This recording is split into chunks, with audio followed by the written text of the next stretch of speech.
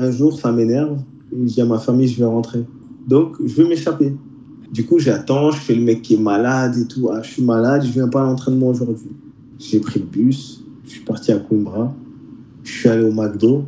Et de là, je vois, ça m'appelle, je réponds pas. Je vois une voiture du club qui roule dans la ville, qui te faisait des tours et me cherchait en fait. Et moi, je m'allonge comme ça dans le McDo et tout. Je me cache et tout. Je me dis, faut pas qu'ils m'attrapent parce que s'ils m'attrapent, ils vont me ramener.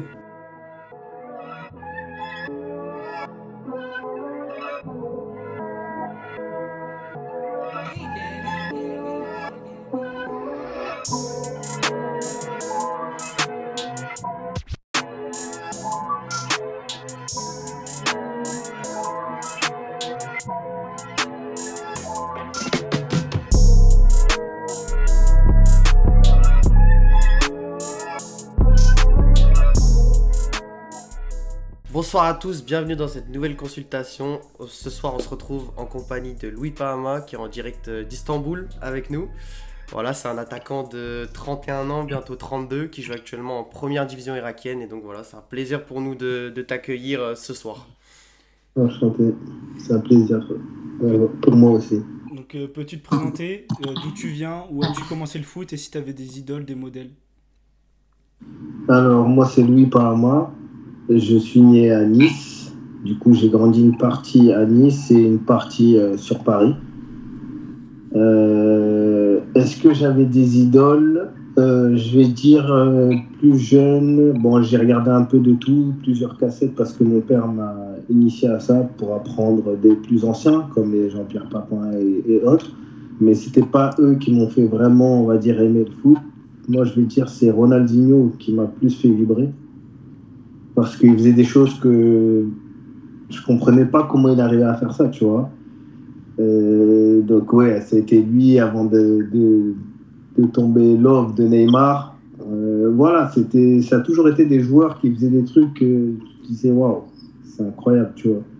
Maintenant, si après on doit parler en termes de personnalité, de travail, de longévité, tout le monde dirait Cristiano parce que c'est un mec malgré le fait que Messi il a fait des choses aussi incroyables. Mais là n'est pas le débat. S'il y a un conseil à donner, je dirais ouais, Cristiano pour les gens de notre génération. Et pour les amoureux du foot, je pense beaucoup diraient Ronaldinho ou Neymar Prime, malgré comment il a fini. Enfin, les deux d'ailleurs, comment il a fini. Donc comme tu l'as dit, tu es niçois, tu as grandi à Nice. Donc forcément, tu commences le foot là-bas. Déjà, dis-nous à quel âge tu commences exactement. Est-ce que c'était une évidence pour toi? On sait que tu as une famille, plutôt une famille de footeux. Donc on en parlait en off, ton cousin Jean Calvin qui plus tard aussi a commencé le foot. Ton petit frère également, William aussi. Est-ce que voilà, dis-nous un petit peu comment c'était dans votre famille. Mon père aussi a joué au foot en Afrique, il jouait au foot. Quand il est venu, il jouait, mais plus en pro ici. En Afrique, il a joué en pro. J'ai une famille sportive, ma mère a fait du handball en Afrique avant de venir vivre en France. Donc on va dire un peu c'est dans les gènes. C'est mon père qui m'a initié au foot. Dès l'âge de 2 ans, je m'entraînais avec lui avant d'intégrer le Cavigal de Nice à l'âge de 6 ans, si je ne dis pas n'importe quoi en débutant. Donc on va dire que je suis rentré quand même avec un minimum de base, parce qu'à 2 ans, t'apprends pas des trucs de dingue, mais je veux dire, je savais tirer dans une balle. Quand tu es jeune, si on t'apprend un peu plus vite les choses, t'assimiles assez vite. Et puis j'aimais bien, donc on va dire que j'aimais le foot. Après, je faisais pas que ça, je faisais aussi de la natation, je faisais du judo. Et il m'avait mis un peu dans plusieurs sports pour que je sois prêt physiquement à plusieurs éventualités, mais son objectif était le foot. Clairement, mon père, dès le début. Le reste, c'était, on va dire, pour perfectionner le corps pour la suite, en fait. La natation, ça muscle un peu tout le corps, ça t'aide aussi au souffle. Le judo, ça apprend à pas avoir peur, à savoir tomber. Donc, en fait, lui, il avait tout planifié. Il me disait, tu vas vite, comme tu cours vite, tu vas tomber, tu vas te faire mal. Grâce au judo, tu sauras comment tomber. Tu n'auras pas peur aussi des duels, des coups et autres, ce qui peut se passer dans ta vie. Et la natation, ben, comme j'ai dit, pour tout le reste du corps. Donc, comme tu l'as dit, tu débutes au Cavigal. C'est un club reconnu de la région pour sa formation dans le coin, mais qu'est-ce qui fait la renommée du club selon toi? Moi, pour moi, c'est un excellent club formateur, dans le sens, la renommée du Cavial, ça a toujours été de sortir des joueurs assez performants très tôt. Même à l'époque, il y avait même des nationaux. Je ne sais pas s'ils les ont encore. Mais c'est vraiment un club qui est connu pour sa capacité à avoir de très bons joueurs en jeune. En tout cas, à l'époque. Maintenant, je ne suis pas, donc je ne peux pas vraiment donner mon avis sur ça, mais je sais que c'est là-bas où j'ai commencé avec Bosetti, avec pas mal de joueurs. On a joué 7 ans ensemble. Et des Scani, des Peugeot, il y en a eu des joueurs, il y a eu tellement de joueurs. Joachim Dawa, qui est d'ailleurs en ce moment même en sélection avec le Cameroun, qui est comme un petit frère et qui joue en Roumanie. Il y en a eu, Brandon du Paris. Il y a plein, en fait, il y en a plein. Il y en a qui ont percé, il y en a qui n'ont pas percé, il y en a qui ont arrêté, il y en a qui ont choisi des études. Mais il y a eu énormément, énormément de bons joueurs. Énormément. Donc actuellement, tu évolues plutôt au poste de numéro 9, mais il me semble que tu as évolué un peu partout sur le terrain, ailier, parfois même latéral, je crois. C'est ça. À quel poste tu commences quand tu étais petit au Cavigal? Je commence, on va dire, plus ailier. En pointe, on va dire, c'était Bosetti. Moi, j'étais plus sur le côté, joueur qui va déborder, faire les centres pour, par exemple, pour Alexis. Et on a posé la même question à Jean Calvin la dernière fois. On aimerait avoir ton avis sur le niveau de la région PACA. Est-ce que pour toi c'est la meilleure de France? Est-ce que c'est top 3? Ouais, j'ai joué aussi dans la région parisienne. En tout cas, en jeune, pour moi, je trouvais qu'on était les meilleurs. Que ce soit Nice, Monaco, Cavigal de Nice. On a pu même le voir hein, quand tu regardais souvent les Gambardella. Nice allait très loin, Monaco allait très loin. Donc je dirais le sud en très jeune. Et quand tu arrives à partir de, ouais, à partir de CFA, CFA2 ou peut-être aller R1, tu sais, tout ce qui est senior, tu arrives à trouver certains joueurs en région parisienne que tu te dis, mais qu'est-ce qu'ils font? Des fois, tu peux aller voir un match de R1 et tu vas voir une pépite sur le terrain et tu vas te dire, mais qu'est-ce qu'il fout là? Et on va te dire, ah, mais lui, il aimait les femmes, ou lui, il n'était pas sérieux, ou il fume, ou il boit, ou tu vois, ou il... juste le comportement. Le ballon, il n'y a rien à dire, mais ingérable, tu vois. Donc les mecs, ils font pas carrière, mais tu as des mecs super talentueux. Et il y en a aussi dans le sud. Hein. Bon, là, j'ai pas mal de potes qui peuvent jouer en R1, en N3. Il y en a pas mal, tu vois.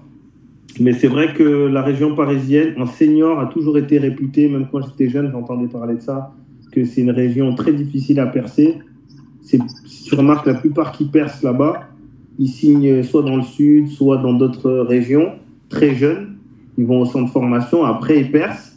Et ben, comme les Kylian, hein, et après on regarde, oui, ils viennent de Bondy, ou ils viennent de ceci, mais quand tu regardes son parcours, il a joué jusqu'à 13 ans maximum dans la région là-bas. Il était tellement fort que il sortait du lot parmi les autres et s'est fait recruter dans un club professionnel très tôt. La plupart, c'est ça, tu vois. C'est très rare que tu vas voir un joueur de la région parisienne sortir aller jusqu'à CFA ou national ou autre et après finir pro. Il y en a, bien sûr, mais je veux dire, c'est des choses que tu vas plus voir dans le sud, des mecs comme les Rami, Adil Rami, tu vois, c'est des cas que tu vois très rarement dans le nord. Juste, ouais. Dans le sud, tu as plus de gens comme ça. Moi-même qui avais à un moment donné coupé avec le monde pro, tu te retrouves à re-signer pro à 29 ans, Ouais, je crois. 29-30 ans, ouais. Voilà, dans le nord, c'est très rare. On va dire, ouais, c'est un top joueur, mais dans le nord, tu vas avoir des joueurs peut-être comme moi ou des top joueurs en National 2, en National 1, en National 3 qui sont là et qui sont là comme ça, tu vois. Et qui passeront jamais le step, soit de découvrir le monde pro, soit même de se relancer en pro, tu vois. Pour rester un peu sur la région PACA, pour toi, c'est quoi le meilleur club formateur de la région? Bah, je dirais Monaco en centre de formation, je dirais Monaco. hein, parce que j'ai joué à Monaco, j'ai pu côtoyer, j'ai pu voir les infrastructures, comment c'est organisé, même là, comment le centre s'est développé, parce que j'étais retourné À la il y a Turbie, ouais. il y a quelques années. C'est rien à voir avec quand moi j'ai pu y jouer, tu vois. Là, ils sont passés dans une autre dimension, une autre galaxie. Après, l'OGC Nice, c'est très fort, faut pas sous-estimer. Le seul problème, c'est que je trouve que Monaco arrive à mieux gérer les carrières pro des jeunes que l'OGC Nice. Tu peux le voir avec Ben Seguir, on a eu Mbappé, t'as Akilouche, tu vois, ils ont pas, et il y en a d'autres que je dis pas. Hein. Ouais, Tchouaméni, il est pas formé là-bas, si je dis pas n'importe quoi, il est pas formé Bordeaux, là-bas, ouais, mais tu vois, il y a pas mal de jeunes qui ont eu leur chance en pro, si tu préfères. ouais. À Nice, je dis pas qu'ils bloquent, oui, il y a des jeunes qui ont joué à Nice et tout. Comme je pourrais te sortir Malik Selouki, un petit À Laval, ouais. qui est à Laval, Bien c'est sûr, ouais. un très bon pote à mon petit frère, c'est les mêmes générations. C'est un joueur qui aurait dû signer pro à Nice, qui a joué avec En Nice pro, en ouais. pro, Il a qui marqué a même en marqué Ligue 1. contre l'OM. Ouais, ouais. Écoute, c'est une pépite ce petit. Et tu as vu le parcours, il a dû aller à l'étranger, jouer en pro à l'étranger, revenir en France, avant de se retrouver maintenant en Ligue 2.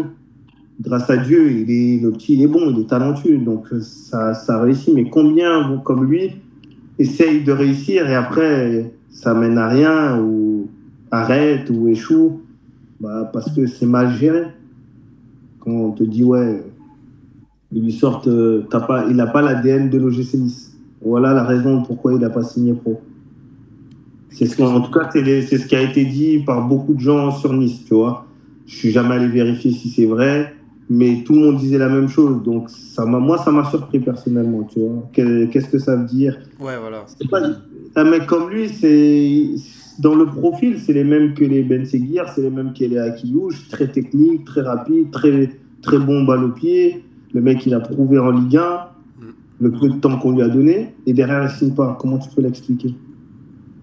C'est sûr. Donc, c'est juste ce petit bémol-là que je vais reprocher, par exemple, à Nice ou certains clubs du Sud, que Monaco, eux, on va dire, donnent un peu plus la chance. Voilà pourquoi, pour moi, je pense que c'est les meilleurs dans la région depuis un bon moment. Du coup, toi, pour le coup, tu as joué à l'OGC Nice. Raconte-nous un peu ce passage de ta formation, que ce soit sur le plan sportif ou mental. Est-ce que tu as eu de la pression À Nice, non. Honnêtement, à l'OGC Nice, c'était que du plaisir parce que quand je quitte le Cavigal, c'était mon objectif d'aller à Nice. Je ne pensais pas encore à Monaco, je pensais à rien d'autre. Quand tu es de Nice, tu te dis, c'est comme si tu es de Paris, tu sais qu'il y a le PSG, là tu es de Nice. Qui dit Cavigal de Nice, en général, la suite logique, c'est de signer pro. Cavigal arrête en 19, il n'y a pas d'équipe senior. Donc, ton seul rêve, c'est un grand mot, mais ton seul objectif pour poursuivre peut-être une carrière professionnelle, c'est d'aller à l'OGC Nice. Donc, quand je décide de quitter le Cavigal, on va dire un peu sur un coup d'énervement, parce qu'on avait appris qu'il y avait des lettres qui étaient arrivées au club, de certains clubs, mais que le club les avait cachés. Mon père l'avait très mal pris. On avait appris qu'il y avait l'OM, il y avait d'autres clubs aussi qui étaient intéressés. Du coup, on va dire, on part un peu en froid et je pars à l'OGC Nice directement. D'un côté, je ne suis pas triste parce que je me dis, je pars dans un club pro, je vais enfin pouvoir essayer de faire mes preuves. Donc, du coup, non, ça se passe bien. Il y a des excellents joueurs. D'ailleurs, il y en a même, je suis encore ami avec eux, comme Aymen Souda, qui joue en Ligue 2.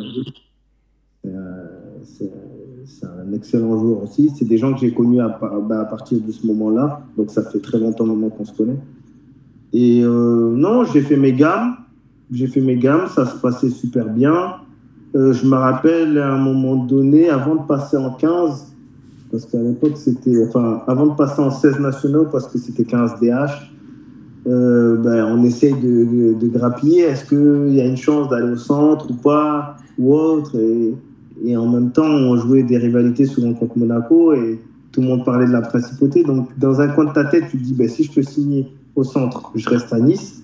Si on ne me donne pas ma chance, j'ai envie d'aller essayer à Monaco. Et c'est un peu ce qui s'est passé. Voilà pourquoi il y a eu cette passerelle. avant de passer sur Monaco, dernier petit truc sur Nice. Durant tes années là-bas, donc tu nous as parlé de Bozetti déjà, mais si on se trompe pas, tu as côtoyé aussi Jordan Amavi. Est-ce qu'il y Mais, a. On a même vu, je crois que tu étais pote avec lui à l'époque. Est-ce qu'il y a d'autres joueurs de plus ou moins ta génération qui sont passés pro? euh, je traînais pas à Nice. De ma génération, non. Non, non, bah, à part Aymen Souda. Hmm. Aymen Souda, c'est le seul que je peux dire que ouais, j'ai côtoyé et qui est passé pro et qui perdure jusqu'à aujourd'hui encore en pro. D'autres que j'ai connus comme ça, mais c'était pas des amis à moi. C'est pas pour autant ils ont signé pro. Enfin, c'était à Nice, je les voyais comme ça. Ceux qui étaient en 14 fédéraux, par exemple, au moment où je suis arrivé en 13, moi, ils étaient en 14 fédéraux. Non, c'est pas des connaissances personnelles à moi. Après, à ma vie, lui, je l'ai connu parce que quand j'étais à Nice, il jouait à Toulon et on jouait souvent contre. Donc c'est là que je l'ai connu. Et après, c'est un cercle assez fermé. Du coup, tu as un ami qui connaît un ami, et puis tu te retrouves à le connaître, à te rapprocher, ou à aller à un anniversaire, une fête. Et Les c'est un histoires peu comme ça. d'anniversaire. C'est ça. C'est un peu comme ça que les liens se font. Et puis, non, c'est une très bonne personne. C'est une très bonne personne. Du coup, si on se trompe pas, c'est en 2008 que tu rejoins l'AS Monaco. Tu nous as un peu expliqué comment t'en étais arrivé là, mais est-ce que t'as hésité à rejoindre le club rival de ta ville, du coup, parce que Nice et Monaco sont rivales? Honnêtement, je pense que j'étais trop jeune pour comprendre ce genre de. Enfin, je vais pas dire trop jeune, j'abuse. Mais tu sais, tu penses à toi, tu penses pas comme un. Si tu penses comme un fan, tu vas dire, ah ouais, non. Genre, si tu es fan de l'OGC Nice, tu peux pas aller à Monaco, par exemple, tu vois. Mais quand tu es jeune et tu vois plus comme une opportunité, et puis j'ai pas signé pro à Nice, j'ai pas été au centre de formation à Nice, donc il n'y a pas forcément ce blocage-là pour te dire, ah ouais, tu trahis l'OGC Nice. Non, aujourd'hui, pour l'OGC Nice en mode pro ou autre, on va dire je suis personne pour eux, tu vois. Genre, je suis passé peut-être, si je me trompe pas, j'ai dû faire 2 saisons, un truc comme ça là-bas, 13 et 15, et après je suis parti, tu vois. Donc, c'est c'est pas ça, je trouve que c'est un bon step avant que je passe à Monaco, parce que quand j'arrive à Monaco, tout est différent, tu vois. Là, la gestion est différente. Tu sens que là, tu te rapproches de plus en plus de l'âge où tu peux peut-être passer un cap, tu vois. Ton objectif aussi est différent parce que vu que je venais de Nice, tu n'intègres pas directement, par exemple, le centre de formation. C'est plus pour les joueurs qui sont, eux, allés chercher. Tu vois, moi, ils m'ont donné ma chance parce qu'ils savaient que je jouais à Nice.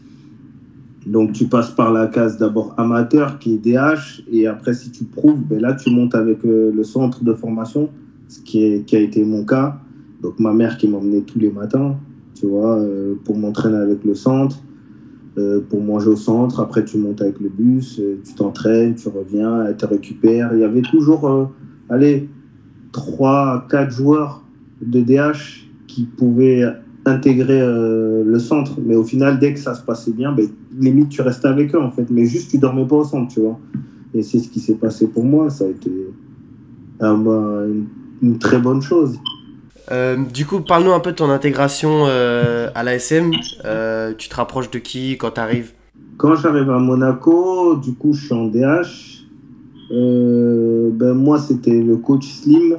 Je ne me rappelle plus son prénom, mais c'était le coach Slim en DH qui me prend, qui me forme, qui me fait comprendre aussi que je peux jouer plusieurs postes. C'est là aussi que je commence à comprendre que je peux jouer ailier. J'ai pu jouer latéral. Ça ne me plaisait pas du tout. J'étais performant pourtant. Et il me dit, tu veux jouer à un haut niveau à ce poste-là et tout ça, mais tu sais, t'es jeune, toi tu veux marquer des buts, et t'es têtu, t'écoutes pas trop, tu vois, à ce niveau-là. Quand je monte en tant que joueur offensif. Donc, il y avait énormément de joueurs à l'époque. Hein. Il y avait des Dominique Pandore. Aujourd'hui, je ne sais même pas où est-ce qu'il joue, mais c'était une pépite à Monaco.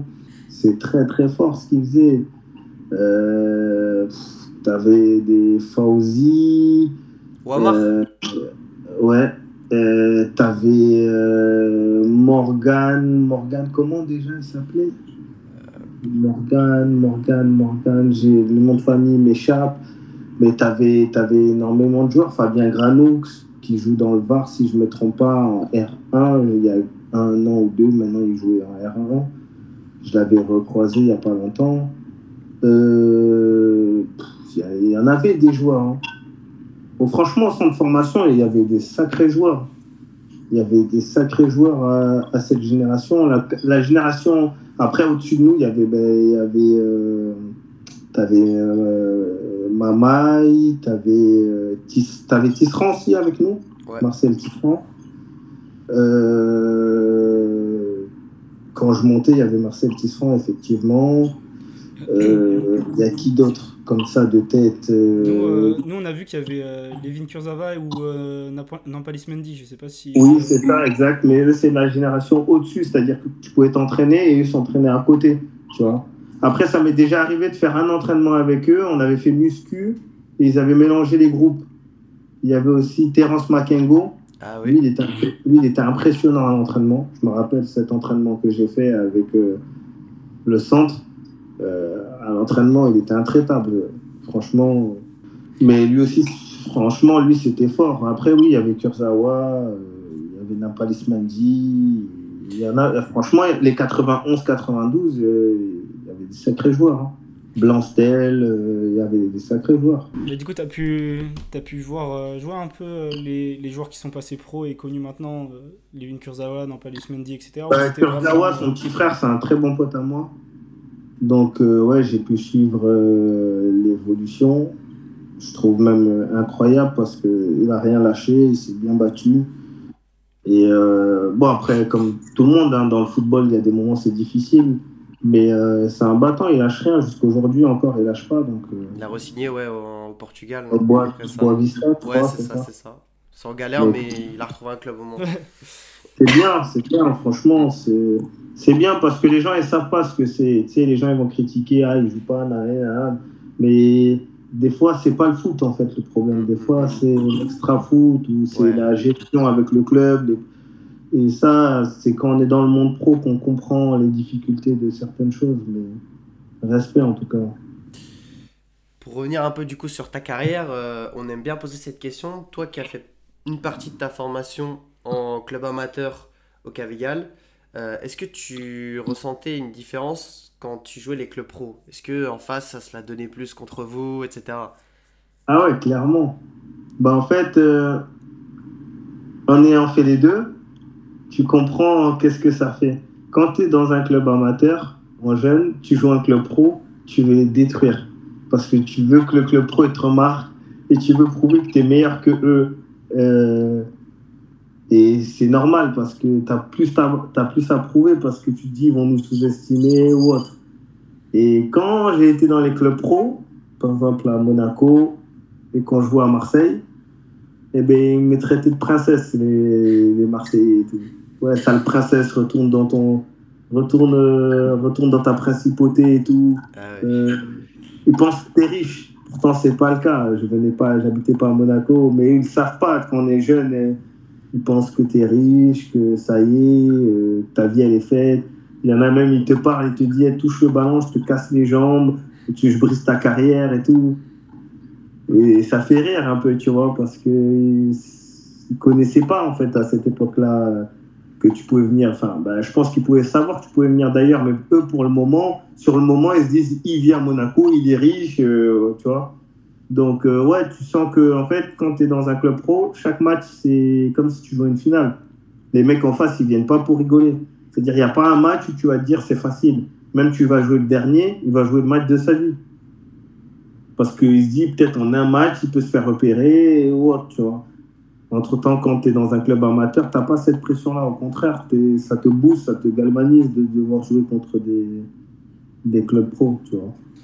Là, tu nous as parlé des supporters marseillais un peu véhéments, mais on a un invité qui nous a parlé aussi des supporters corses. Je crois que c'était la même poule que Monaco. Est-ce que tu as eu la chance de jouer en Corse? Est-ce que tu as côtoyé un peu des supporters qui ont... Ouais, Ok. j'ai joué en Corse. Ça s'est mal passé dans le sens que on a fini escorté jusqu'à l'aéroport. Ah ouais. Ouais, il a dit je vais chercher le fusil, je reviens, bougez pas et tout.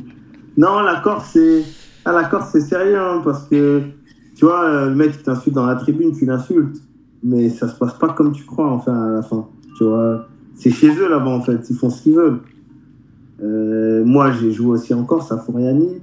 Ah oui, c'est Donc, vrai. je sais que la Corse, c'est magnifique. Genre, quand tu es chez eux et que tu es avec eux, ah, c'est magnifique. Genre, il n'y a pas ce. Il n'y a pas de. Je sais pas comment dire.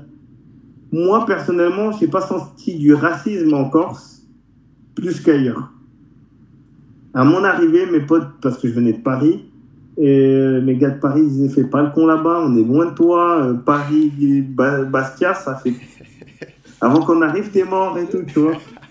Et je disais non, ça va, mais en vrai, ils étaient cool. Hein. Moi, quand je suis arrivé, le président de Fouriani m'a dit nous, ici, on n'aime pas les Niçois, on n'aime pas les Parisiens. Super, j'étais les deux, tu vois. Bah, super, moi, je marchais dans la ville avec mon maillot Neymar, numéro 10 dans le dos du PSG, tu vois. Et tout le monde savait que j'étais le joueur de Fouriani. Le président, jusqu'à aujourd'hui, c'est quelqu'un que je respecte énormément et que j'apprécie beaucoup. Et franchement, j'ai vécu un bon moment en Corse, tu vois, dans le sens, en parlant de la vie, puis même, on s'entraînait. Les gens étaient gentils, tu vois, et ils n'étaient pas méchants. Franchement, il y a rien à dire.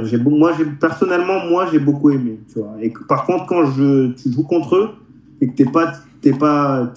t'es du continent, comme ils disent, et que tu vas en Corse et tu joues contre eux, oh putain. Ah non, c'est pas bon. C'est pas bon. T'es mal. Ça, ils te reçoivent comme il faut. Après, pour revenir à ton parcours, donc après une seule saison à Monaco, comme tu nous avais dit en off, on te vend un beau projet du côté de Nice, plus précisément donc au Stade Laurentin, où tu dois rejoindre voilà, des anciens du gym, etc. Du coup, dis-nous pourquoi à l'époque tu décides d'aller là-bas et comment ça se passe pour toi. Je vais dire que c'est un peu une bêtise de jeunesse, dans le sens que tu as tes potes qui jouent là-bas. Et je les aimais beaucoup. Pourtant, ça se passait bien pour moi. Je venais de finir la saison à m'entraîner et jouer des matchs avec le centre de formation. C'est-à-dire que je suis arrivé au début, je ne jouais pas avec le centre, j'ai intégré leur équipe. Donc je faisais les deux, je m'entraînais quasiment presque tout le temps avec eux. Donc c'est pas logique de partir en vrai. Surtout qu'on me dit que tu as une chance d'intégrer le centre, mais cette fois-ci à temps plein. D'ailleurs, moi je l'ai pas fait vu que je suis parti au Stade Laurentin, mais un mec qui était avec moi, lui, il l'a fait et il a joué toute la saison avec eux. Tu vois. Euh, j'ai été bête en fait. On me parlait de peut-être repositionnement. Moi, je voulais pas me repositionner en tant que latéral.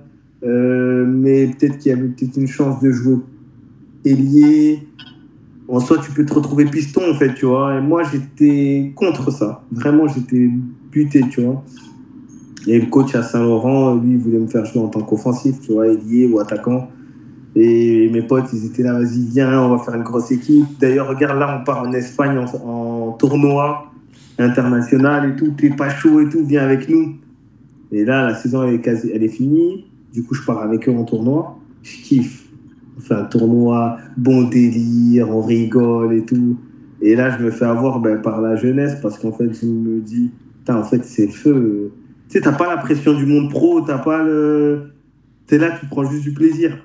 Tu vois, et en plus, le coach, il me dit qu'il connaît un agent qui est proche de Zidane, tout ça. Enfin, à Bordeaux, il a des contacts sur Bordeaux et tout. J'avais un pote à moi, Hermanako d'ailleurs, qui, si je ne me trompe pas, et devait partir en essai à Bordeaux, où il devait avoir un truc avec Bordeaux. Du coup, je me dis, en fait, tu peux quand même avoir un step, tu vois. Et peut-être que ça peut te mettre en lumière et rebondir. Mais tu sais, c'est réfléchir sans réfléchir. En fait, je réfléchissais pas, je regardais juste l'instant présent et que j'étais heureux et que j'avais mes gars. L'année d'après, je regrette. Je regrette parce que je me dis, j'ai fait une erreur, en fait. C'est pas que je regrette d'avoir joué avec mes potes ou autre. Ça, c'était vraiment cool, il n'y a rien à dire. Mais je trouve que c'était un peu bête de ma part. Pour une carrière pro, c'était une chose à peut-être pas faire, tu vois.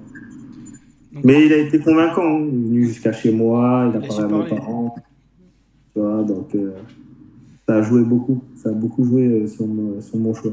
Donc, comme tu l'as dit, après cette année, tu reviens à Monaco. Ils ont bien voulu te reprendre. Est-ce que tu as eu une discussion avec les responsables à l'époque?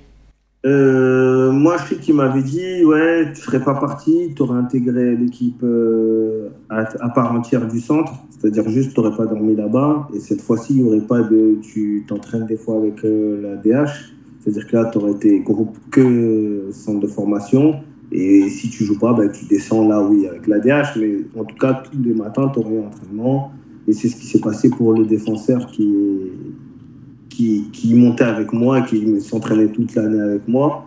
Lui, au final, il a intégré le centre de formation. Il s'est entraîné avec eux. Juste, il vivait chez lui. Je crois qu'il vivait vers Cap d'Aille ou après Monaco, un truc comme ça. Et tous les matins, il faisait la même chose que l'année dernière. Jusque-là, il était à part entière avec le groupe. Il n'y avait plus. Il était dans les deux groupes, tu vois. Donc, ouais, grosse déception pour moi. Parce que pour moi, c'était.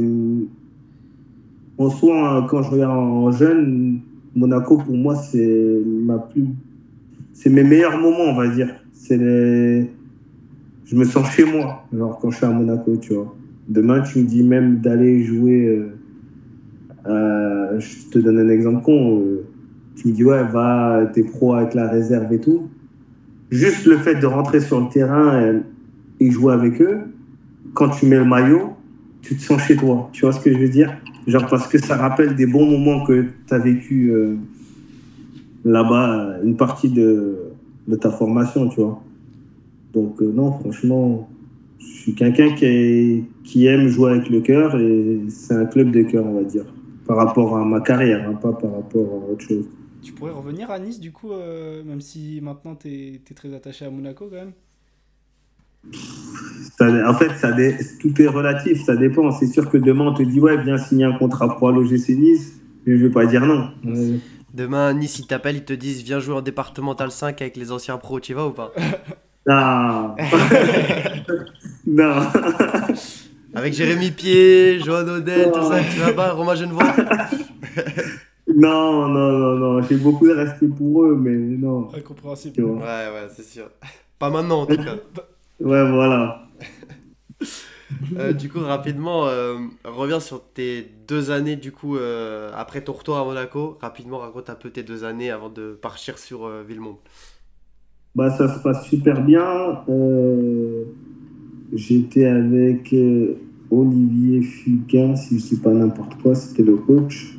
On fait une superbe saison. C'était avec la DH, je crois, oui, DH de Monaco. Je crois qu'on était en DH, si je ne dis pas n'importe quoi. DH ou DHR, je ne sais plus. DH, je crois. C'était pas 19, c'était 18 encore à cette époque-là. Du coup, on fait une saison incroyable. Ça se passe super bien. Je marque but sur but. Je crois qu'on est champion, si je dis pas n'importe quoi, on est champion à la trêve. Ah oui. Donc, vraiment, ouais, vraiment, on a marché sur le championnat. On a marché sur le championnat. Je parle avec les responsables de la partie qui fait la filière entre amateur et centre de formation ou amateur pro. Du coup, il me dit il y a un avenir au club. De là, je suis content parce que je me dis putain, j'ai bien fait de revenir. J'ai fait une grosse saison, je sais plus, peut-être j'ai mis 18 ou 20 buts, un truc comme ça. Donc pour moi, je voyais mon avenir à Monaco et puis c'est un club où comme j'ai dit, je me sens bien quand je suis là-bas. Je me sens comme chez moi, donc c'est magnifique.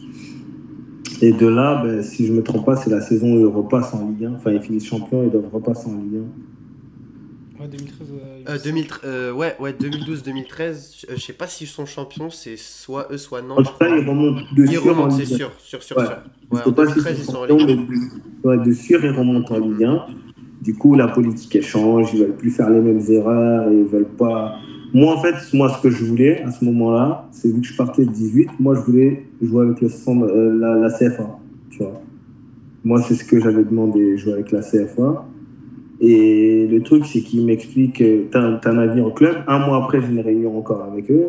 Et il me dit, ouais, ça va être compliqué et tout, parce qu'en fait, là, t'as vu, t'as brillé en 19, en 18, il n'y a rien à dire. Mais il y avait les 18 nationaux aussi. Et les 18 nationaux, ils vont monter en CFA. Ouais, Mais en CFA, il n'y a plus d'âge en CFA. Ouais. Ça veut dire que tu as déjà un tas de joueurs aussi qui sont là. T'as ceux de l'année dernière, de l'année d'avant. Et tu as les pros de Ligue 2 qui ne jouent pas, qui descendent en CFA et qui font la passerelle CFA pro. Tu vois. Il me dit du coup, sans manquer de respect, là, ils vont monter en Ligue 1.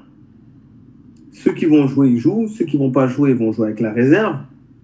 Sachant qu'il y a déjà un groupe en réserve, plus les pros de Ligue 1 qui descendront en réserve, plus les 18 nationaux, que malgré tout, par rapport à toi, sont prioritaires, parce qu'il y en a qui ont des contrats pro, il y en a qui ont des contrats aspirants pro, tu vois. Donc, t'es pas prioritaire, quoi qu'il arrive, tu vois. Et donc, ça va être compliqué. C'est pas impossible. Tu peux faire une année en équipe 3 et avoir des chances peut-être de monter, mais j'ai pas envie de te dire que tu vas avoir la chance de sûr et à la fin, peut-être tu l'auras pas et tu vas dire qu'on est des menteurs. Donc, on va dire que c'est la première déception footballistique parce que tu as prouvé, mais tu peux pas, tu vois. Parce que c'est là où je m'en veux, parce que je me dis, si j'étais resté et que j'avais fait les 16 nationaux et que ça se passait bien, quand je passe en 18, si j'aurais fait la même saison, je l'aurais pas fait en 18 DH, j'aurais fait en 18 nationaux directement. Et là, j'aurais été éligible à prétendre à aller en CFA pour jouer ou même gagner ta place, tout simplement. Entre-temps, là, on te fait comprendre que tu as fait une grosse saison, mais ça va être chaud, tu vois. Donc, c'est un peu une déception. Et du coup, il y a le père d'un très bon ami à moi jusqu'à aujourd'hui, Eddy Tiss, qui jouait avec moi d'ailleurs. Son père, Philippe Tiss, ancien joueur de l'OM, qui a joué, je crois, je ne sais plus s'il a fait la Ligue des Champions et tout. C'est un joueur emblématique. Il travaillait pour Monaco. Et à cette époque-là, il s'occupait du recrutement, de la cellule. Et du coup, il me dit, il veut m'aider, tu vois. Il me dit, à Monaco, ça va être chaud, donc vaut mieux essayer de rebondir, trouver une CFA, faire quelque chose, tu vois. Et c'est de là où je me retrouve à partir sur Paris, à Villemont.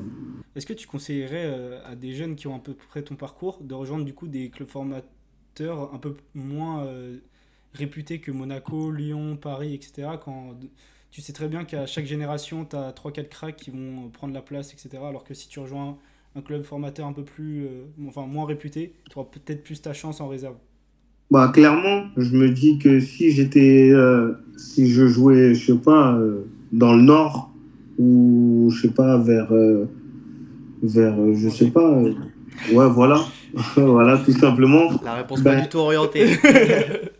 Tu vois, genre, j'aurais peut-être été plus remarqué, on va dire, tu vois.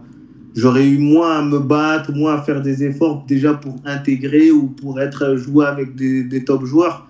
Parce qu'en fait, là, tu aurais été le top joueur, par exemple, peut-être, tu vois.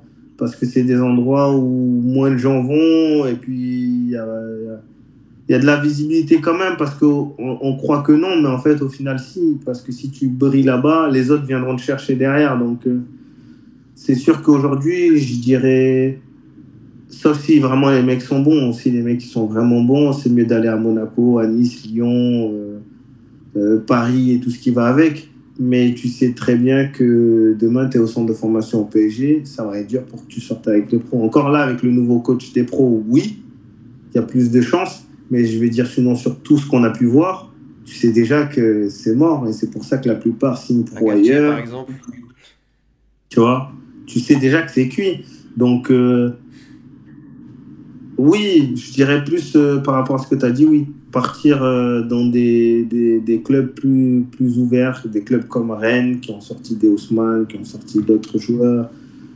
C'est des clubs où tu as plus de chances de sortir pro.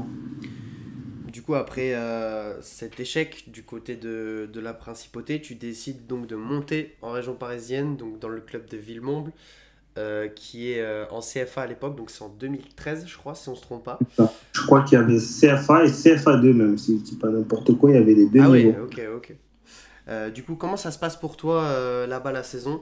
En off, tu nous disais que tu avais une bonne relation avec ton coach et à l'époque, un jeune de 20 ans qui jouait en CFA, c'était pas très commun. Ouais, c'était pas commun. C'est pour ça qu'au début, je jouais pas forcément, tu vois. Mais je m'entraînais avec eux. J'essayais de faire mes preuves. Ils me disaient de rien lâcher, de continuer. Je sortais quand même de Monaco, tu vois. Du coup, ça m'a aidé. Enfin, on va dire que c'est ce qui m'a aidé aussi à intégrer ce groupe-là. Et j'étais un jeune, en fait. Tu vois, un jeune qui part pour la première fois, on va dire, de sa région, qui essaye, enfin, par rapport au foot, je parle, hein, qui essaye de performer. Je vivais chez un ami à moi, donc j'essayais d'allier le foot et ma nouvelle vie, tu vois. Donc pas très facile parce que moi j'habitais dans le 93 à Villepinte, c'est de là-bas que, on va dire, j'ai grandi une partie de ma vie et vécu une partie de ma vie plutôt. Et ça restait assez loin, tu vois. Pour aller jusqu'à Villemomble, des fois tu rentrais, il était 1h du matin, minuit et demi. Donc c'était pas simple non plus, tu vois, pour moi. Qui avait l'habitude de faire des courts trajets, qui était là, tu t'entraînes à Monaco et tout. Mais c'était une bonne expérience parce que ça m'a forgé avant de me lancer dans d'autres aventures, à l'étranger ou autre. Du coup, quand tu jouais pas avec la CFA, tu jouais avec la réserve, tu vois. Et non, c'était bien. C'est là que j'ai pu voir qu'en fait, il y a du niveau aussi dans la région parisienne. Parce que vu que tu joues pas avec la CFA, tu vas jouer. Je crois qu'ils étaient en M3 ou en DH1 des deux, je sais plus. Et quand tu jouais avec eux, tu te disais, putain, tu croisais des joueurs qui étaient bons, tu jouais des bonnes équipes. Il y avait même, je crois, une autre équipe, c'était la PH, je crois. Et il y avait quand même des bons joueurs. Et je me disais, ah ouais. Tu vois, genre, pour moi, c'était. Je connaissais pas en plus, je venais d'arriver chez les seniors, donc je savais pas c'est quoi PH, c'est quoi DH, c'est quoi. Je connaissais que CFA parce que je connaissais Monaco, tu vois. Le reste, je connaissais pas. Et pourtant, il y avait des bons joueurs. Il y avait des très bons joueurs. Et du coup, ta saison sportivement, comment elle se passe? T'arrives à planter quand même?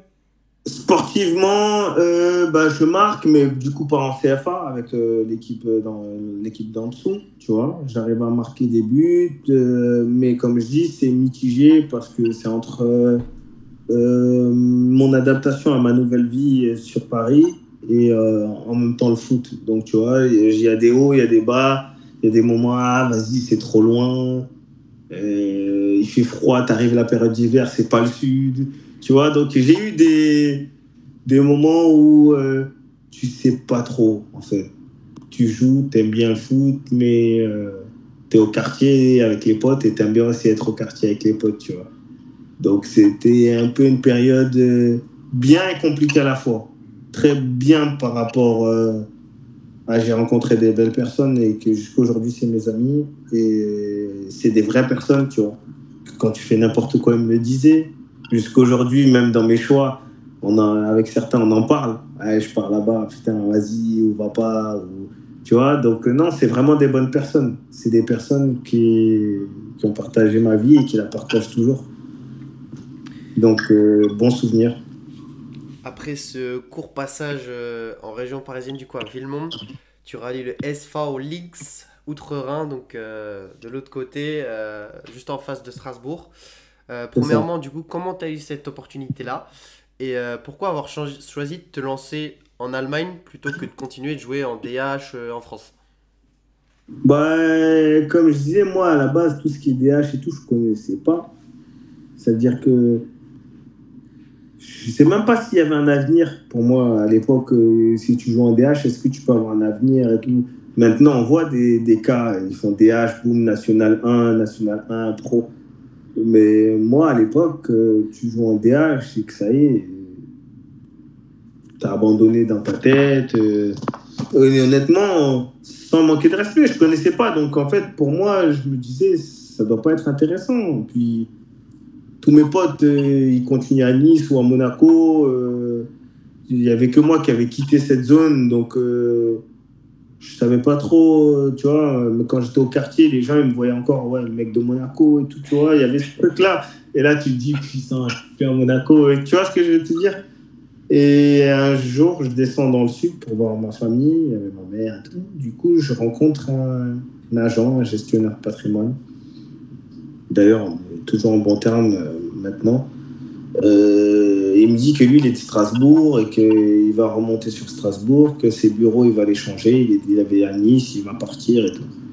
Je lui dis, ouais, moi, j'ai rien, je suis là, j'en ai marre de rester à Paris, je sais pas trop si ça mène à quelque chose.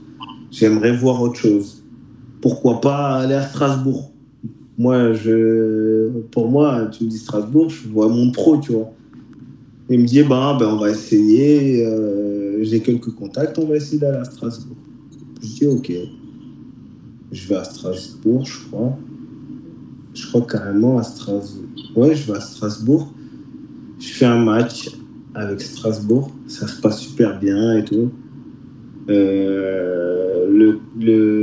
L'agent, il me dit, bon, on va attendre les retours et tout. Mais en attendant, viens, on fait un autre match avec une autre équipe. Je sais même plus le nom pour dire. Mais ça devait être une équipe, comme tu disais, des H, des trucs comme ça, de la région de Strasbourg. Ils vont jouer, je sais pas, contre Celtic Game, un truc comme ça, mais une autre équipe, tu vois. Je joue avec eux, je fais un super match, je marque un but et tout. Et là, il parle avec le président de ce club-là. Il dit, putain, j'ai un ami à moi, il est il est président d'une équipe en Allemagne, SV Links. Putain, ce joueur là-bas, il pourrait faire quelque chose. Et de là, il dit, ah ouais? Il dit ouais, et l'agent il me dit ouais, je connais Links et tout, ça pourrait être pas mal. Écoute, c'est quoi, on va les contacter. Il va les contacter parce que lui t'as vu jouer. Il va les contacter, il va parler de toi. C'est ce qui se passe. Donc en attendant, il me dit ouais, Strasbourg c'est compliqué, ils mettent du temps, ils veulent délibérer. Je lui dis ouais, quand c'est comme ça, c'est que soit il y a plusieurs profils. Ils ont bien aimé mon profil, mais j'étais pas le seul. Donc, c'était comme une détection, tu vois. Donc, en général, ça mène pas trop quelque part, ça. Si tu vas pas t'entraîner directement avec l'équipe, c'est souvent compliqué les détections. Donc, je pars en Allemagne, au SV Links, et je fais un entraînement. Ouais, je crois que je fais l'entraînement. À la fin de l'entraînement, il dit ok, c'est bon. Je dis comment ça, c'est bon? Ouais, c'est bon, on prend. Et tout. Et de là, je suis content, tu vois. J'appelle ma mère, ouais, je vais signer en Allemagne et tout. Et en plus, je voyais, il y avait des joueurs de Strasbourg. Donc moi, j'étais content. Il y avait Jean Stut qui était capitaine à Strasbourg, formé à Strasbourg. Il y avait Pierre Venturini, formé à Strasbourg aussi. Jonathan Klaus, formé à Strasbourg aussi. Il y avait des sacrés joueurs. Il y avait des bons joueurs allemands et tout. Et du coup, on va dire que Jean Stut, Pierre Venturini et Jonathan Klaus, c'était la bande, tu vois. Donc de là, ils me prennent sous la main parce qu'ils habitent à Strasbourg et on faisait la route ensemble pour aller à Links. Ça devait être du 30 minutes par jour. Et c'est de là où tout commence, tu vois. On passe des moments ensemble, on se rapproche. Je me rappelle, je parlais avec Joe et tout, on part en stage. Joe me donnait des conseils déjà à cette époque-là. Ouais, si moi j'avais ta vitesse, putain, je serais pas là, gros. Je serais dans un top club et tout, tu vas super vite, utilise que ta vitesse et tout, te prends pas la tête à dribbler et tout, pousse, cours et tout ça. C'était en stage en Allemagne, on était assis par terre comme ça à l'hôtel et tout, on parlait le soir, tu sais, après une fête avec l'équipe, tu vois. Et non, c'est vraiment des bons moments. Après, comme je dis, difficile aussi parce que on va dire, c'est ma première expérience à l'étranger. Donc, je dirais les meilleurs moments, c'est avec eux, Jean Stut, Pierre Venturini et Jonathan Klaus. Parce que quand c'était dur, ils étaient là pour moi. Parce qu'ils avaient l'habitude. Eux, ils habitaient à Strasbourg, donc ils étaient chez eux en fait. C'est comme si tu es à Nice ou à Monaco et tu vas jouer à Vintimille ou je sais pas, tu vois, juste à côté. Donc, c'est eux qui m'ont aidé à m'acclimater, à m'installer. Ça se passait bien, je jouais. Et j'ai eu c'est pas un problème, j'ai eu un enfant. Il y a une période où il y a eu une naissance. Du coup, en quelque sorte, j'ai adopté ma fille. Donc, ça a été un moment compliqué dans ma vie pour comprendre à comment gérer ça, surtout très jeune. Du coup, j'ai raté une partie de la saison. Je m'étais blessé au genou. Du coup, à ce moment-là, je suis allé récupérer ma fille et gérer tout ce que j'avais à gérer. Donc, pour moi, c'était difficile. Une fille adoptive à cet âge-là, c'était un peu compliqué. Ma mère m'a aidé, elle était montée, elle est redescendue. Donc, on va dire, footballistique, il y a eu des bons moments et puis il y a eu un moment à vide, on va dire, en quelque sorte, tu vois, à cause de ça. Et du coup, derrière, tout se complique dans la tête, surtout, tu vois, parce qu'encore, t'es jeune, t'as joué, tu essaies de savoir où rebondir, et c'est là où on va dire que les problèmes indirectement commencent, tu vois. Parce que si je ne me trompe pas, après là-bas, j'ai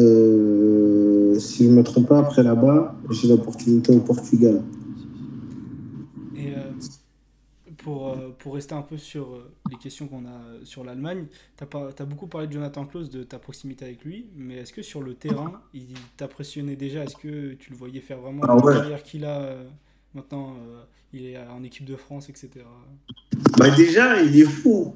Parce que il me disait, si j'avais ta vitesse et tout, je serais plus haut et tout, mais il courait vite. Moi, à l'époque, je voyais que des Renois qui couraient vite, tu vois. Donc moi, quand je l'ai vu lui, je dis, ouais, il va vite. Et il avait déjà sa patte droite, il pouvait délivrer des galettes. Franchement, c'était incroyable. Il frappait des coups francs incroyables. En fait, tout ce qu'il fait aujourd'hui, au plus haut niveau, il le faisait déjà. Et tu sais, c'est un mec vraiment cool. Genre, vraiment à la cool. Il est chill, il aime la vie. C'était pas un mec méchant, c'était pas un mec qui se prenait pour un autre. Donc, moi, ça m'a jamais surpris. Avant même qu'il soit là où il est, dans mes stories, je le disais toujours. Attention à lui, vous allez entendre parler de lui. Attention à lui, vous allez entendre parler de lui. Je me rappelle tout le temps, je le disais. Même quand il est allé au plus haut, je disais quand j'allais à Monaco, que je faisais des foot à Aise, au-dessus, il y avait des fois des gens qui arrivaient. Je disais, il faut appeler mon pote Jonathan Klaus, il faut l'appeler, il faut l'appeler. Mais en rigolant, je disais ça. Ils t'ont entendu, il a signé à Nice. Et je snappais. Et quand ils l'ont sélectionné, tout le monde dans mon snap me disait, ah, tu l'avais dit qu'il finirait. Et je dis, parce qu'en fait, il disait des choses incroyables. Il disait des choses incroyables, il faut le dire. Et puis, c'est un super mec. Humainement, c'est une super personne et c'est un top joueur. C'est un top joueur. Et tu es toujours en contact avec lui, là? Il t'a expliqué ses aventures de ces dernières années à Marseille? Je lui ai pas demandé personnellement. On a toujours on se suit toujours sur les réseaux. Un de ses meilleurs potes, on est toujours amis. Donc des fois, je parle plus avec son meilleur pote, tu vois, parce qu'il est plus accessible aussi. Et vu que par la suite, j'ai pas demandé son numéro ou quoi, je sais que si je le vois, on va parler normal. Si je lui demande son numéro, il va me le donner. Mais c'est pas pour autant que, tu sais, en tant que joueur, je sais ce que ça fait quand tu as des potes, chacun tu fais ta carrière et après le mec tiens, vas-y, tu m'as pas oublié. J'ai pas envie de passer pour cette personne-là, tu vois. Je sais que si je lui parle, il va me répondre, ou s'il me répond pas direct, parce que si je lui parle sur les réseaux, il reçoit des millions de messages, donc le temps qu'il... Mais je sais que c'est une personne qui change pas, et d'ailleurs maintenant il est à Nice, donc je suis plus satisfait de le voir à Nice qu'à Marseille. Alors, vous allez vous recroiser, c'est sûr. Oui, je m'en fais pas sur ça. Je m'en fais pas. Pour revenir un peu du coup sur l'Allemagne, là-bas je crois que tu es en D6 si je me trompe pas. Pour parler de la division, pour toi ça vaut quoi en France? Là-bas, sachant que quand tu es pro en Allemagne, je crois jusqu'à D4. Ouais, Regional Liga. D4, ouais, Regional Liga, t'es pro. D5, t'es semi-pro. Si je dis pas n'importe quoi, D5, D6, t'es semi-pro. Le niveau, il est fort. Il est fort parce que c'est un style à l'anglaise. C'est un peu un style à l'anglaise, c'est très, très physique, très... très puissant, très box-to-box. C'était plus dans ce style-là. Et puis si ils ont 4 divisions pro ou 5 divisions pro, c'est pas pour rien, tu vois. C'est parce qu'il y a il y a beaucoup d'équipes, mais il y a du niveau aussi, tu vois. Donc ouais, en France, ça pourrait jouer facile contre une N2. Hein. D6, ça vaudrait une N2, tu penses? Pas toutes les D6, mais une très bonne D6, ça peut jouer une N2, une N3, hein, facilement. Ok. Donc tu nous as expliqué pourquoi ta saison était un peu coupée en deux. Mais sur les matchs que tu as joués, comment ça se passait sur le terrain? Est-ce que tu as réussi à t'acclimater au jeu allemand? Bah, c'était assez différent. J'aimais pas en même temps parce que, comme je dis, c'était très box-to-box. Mais j'aimais l'engouement, les fans, il y avait des fans de partout. J'aimais le jeu, tu vois, j'aimais le jeu, mais c'était vraiment physique, tu vois. C'était vraiment physique. Et l'allemand, même tu fais un truc bien, quand il te parle, t'as l'impression que t'as fait un truc mal, tu vois. Donc quand t'es jeune, eux ils sont de là-bas, tu vois, Strasbourg et tout, ils ont l'habitude de ce truc-là. Moi, j'avais pas l'habitude. Du coup, ça me faisait quand même bizarre. Bon, du coup, après cette année en Allemagne, tu pars sur 2 ans un peu compliqués. D'abord, tu rejoins Condeixa au Portugal en 2015. Un club qui, à l'époque, jouait en l'équivalent de la DH en France. Dis-nous comment tu te retrouves là-bas et surtout l'issue de cette aventure qui a rapidement tourné court, comme tu nous disais en off. Bah, en fait, c'est un ancien joueur qui avait une connaissance avec un agent qui me dit d'y aller. Donc, j'y vais. Premier match, j'arrive, je mets triplé. Deuxième match, je mets doublé. Je me dis, ouais, le Portugal, c'est facile. Et puis, ça jouait au ballon et tout, tu sais. Donc, et moi, ils m'ont dit, l'objectif, en fait, tu vas là-bas, c'est pas pour cette équipe, nous, on gagne rien. L'agent, il voulait me faire un genre de Tevez, tu sais. C'est lui qui s'occupe de ma carrière et il a un pourcentage à, je sais pas, 80, 72%. Tu sais, comme Tevez, il avait eu un problème comme ça, il a signé pro, mais son argent, en fait, il n'avait pas un contrat d'agent comme les joueurs ont aujourd'hui. C'était un peu lui qui le représentait. Il avait des droits, des pourcentages sur sa. En fait, tu ne vaux pas ta vraie valeur, tu vois. Toi, tu n'as que 30% par exemple de ta personne et lui, il a tout le reste parce que c'est lui qui fait ta carrière, tu vois. Et moi, à cette époque-là, je n'avais pas encore signé les papiers avec lui, mais j'écoutais, tu vois. Je n'étais pas contre parce que moi, je voulais jouer en vrai. Et je trouvais que c'était facile. Donc, je me suis dit, si c'est si facile, je vais me retrouver dans un top club après, tu vois. Et surtout que le coach, j'ai oublié son prénom, mais son nom de famille, c'était Conceição. C'était le neveu de Conceição qui était à Porto. Qui a été... C'est dans la même zone, ils viennent de là-bas, ouais. Vers en gros, tout ça. C'était son oncle ou un truc. C'était son oncle ou un truc comme ça. C'est de la même famille. Ok. Oui, ça devait être son tonton ou un truc comme ça. C'était son. Du coup, le coach me kiffait. Je me rappelle, jour de l'an, j'ai passé dans leur famille, des Conceição. Genre, ils m'ont invité, manger chez eux et tout, parce que moi, j'étais logé dans un appart avec d'autres joueurs. Et il m'a donné, j'avais un maillot, je sais plus où je l'ai mis, il doit être chez moi. J'avais le maillot de Conceição, du coup. Du père? Ouais. Il y avait déjà le. Ouais, voilà, c'est ce que j'allais dire. Il y avait déjà le fils, il y avait déjà Chico à l'époque ou pas? Après 2015, il était pas vieux. Hein. 12 ans, ouais. Je connaissais pas son fils personnellement, mais en tout cas, lui, il avait une maison de dingue. Ouais. Il était bien là-bas, tu vois. Bah, lui, il a eu 4 fils, 4 professionnels. Hein. Voilà. Et de là, lui, il était à Coimbra, si je dis pas n'importe quoi. Il était à Coimbra avant d'être à Porto, ou il était à Porto, il était pas ça. Bref, en tout cas, il me disait, si tu joues bien chez nous, tu peux finir là-bas. Tu vois, pas Porto, mais il parlait de Coimbra ou d'autres bons clubs Et que, vu que lui, il a un nom, le coach, ça pouvait jouer énormément pour moi. Et du coup, moi, j'étais heureux parce qu'il me prenait comme son fils, en fait, le coach. Et j'aimais bien, tu vois.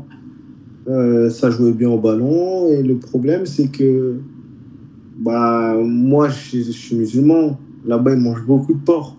Ah Et oui. à l'appartement où on était, ils ramenaient du porc tous les jours. C'est-à-dire, il y a des jours, des fois, je ne pouvais même pas manger. Et moi, ça commençait à me saouler, tu vois. Et je disais rien. J'arrivais à l'entraînement, je m'entraînais, je faisais ce que j'avais à faire. Je mangeais dehors de temps en temps. Et je vois les jours, ils passent, les jours, ils passent, les jours, ils passent. Boum, jour de paye, je vois les mecs qui touchent leur salaire. Moi, je touche rien. Et là, dans ma tête, je dis, mais c'est pas. Qu'est-ce qui se passe? J'envoie un message à l'agent, mais qu'est-ce qui se passe? Pourquoi ils leur donnent de l'argent? Moi, j'ai pas et tout. Déjà, je galère à manger tous les jours. Tout le temps, ils ramènent tous les jours, il y a du porc. Des fois, je vais manger du riz blanc, des trucs comme ça, tu vois. Je lui dis, ah, moi, c'est pas possible. Tu vois, genre, je suis pas venu ici pour ça. En plus, moi, je veux faire un step. Il faut que je sois bien. Si je suis pas bien dans ma tête, sur le terrain, ça va pas aller, tu vois. Il me dit non, t'inquiète pas et tout, tout ça. Là, on a rencontré un investisseur, c'est lui qui va te payer. Donc, du coup, là, on arrive au moment où je comprends que le club venait de payer, je sais pas combien pour pouvoir me faire mes documents. Tu sais, quand t'es étranger, ils doivent payer un truc à la fédération. Les frais de formation et tout, non? Non, là, c'était pas les frais de formation, vu que c'était pas un club pro, mais c'était pour ta licence, quand tu es étranger, tu payes Ok. un montant à la fédération. Ouais, ouais. Et ils venaient de payer ça. Et moi, je disais, ah, mais moi, je m'en fous qu'ils ont payé ça et tout, tout ça. Moi, je veux mes sous. Et ils disaient, ouais, ben, l'agent, il va arriver dans quelques jours. Et il va t'expliquer, il va te donner de l'argent de sa poche. Et c'est un investissement. En gros, il investit sur toi. Voilà. Il investit sur toi. Et moi, je dis, putain, ça sent pas bon ce truc-là et tout. Il va me couiller, il y a un truc qui est pas clair. Et du coup, de là, ben, un jour, ça m'énerve. Et je dis à ma famille, je vais rentrer. Ils me disent, ouais, mais comment tu vas faire? Je dis, ben, je sais que si je leur dis au club, je veux rentrer, vu qu'ils viennent me dire qu'ils ont payé mes inscriptions et tout ça, ce sera pas possible. Donc, je vais m'échapper. Et là, ils disent, quoi? Et je dis, ouais, je vais m'échapper.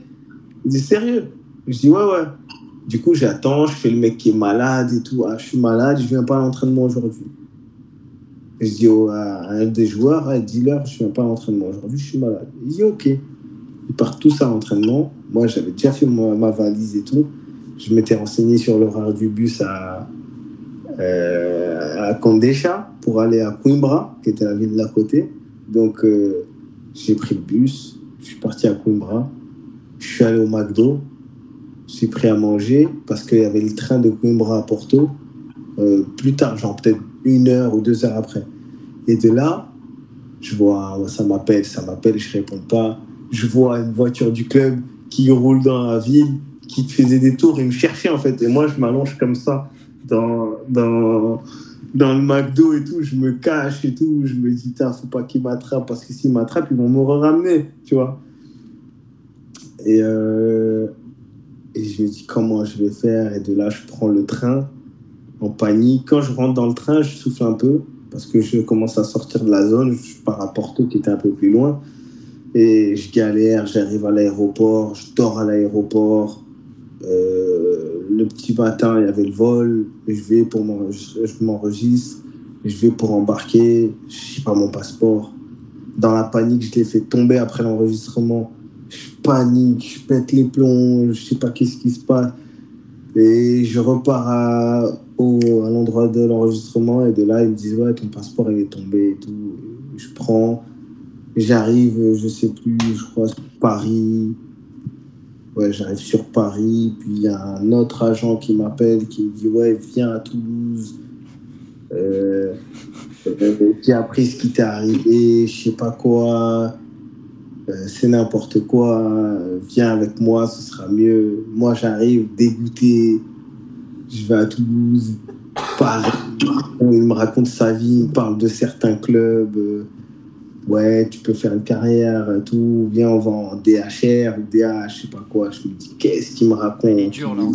Il est dur avec toi là. Il parle de DHR, c'est dur. Hein. Qu'est-ce qu'il me raconte, lui? Je dis, ouais, ça doit être ça et tout. Vas-y, il faut que je vois ma famille. Je rentre à Nice. Enfin. dégoûté. Je parle à ma mère. L'agent, il m'appelle. Pourquoi t'as fui? Ils avaient un gros projet pour toi au Portugal. Ça allait décoller. Tu cassais tout. Si tu casses la baraque, tout peut bien se passer. Je dis, vas-y, vas-y. Je mange mal. Je dors mal. Je dors avec d'autres.